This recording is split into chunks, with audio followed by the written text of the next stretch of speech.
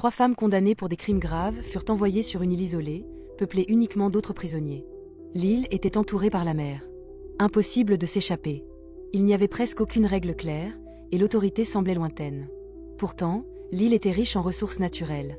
Des provisions arrivaient régulièrement. Pour certains détenus, cela ressemblait presque à une seconde chance.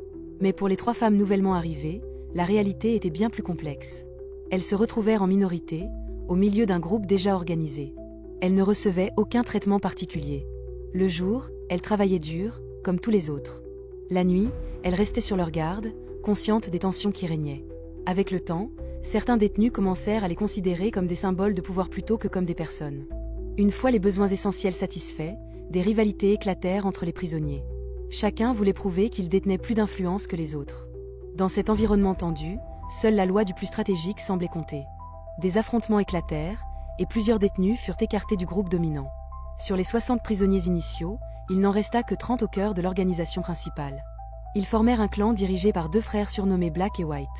Ils organisèrent le travail collectif. Ils répartissaient les ressources selon les efforts fournis.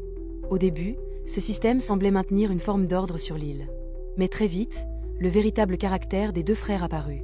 Sous prétexte de gérer les ressources avec rigueur, ils commencèrent à imposer des décisions de plus en plus dures, créant un climat de peur silencieuse.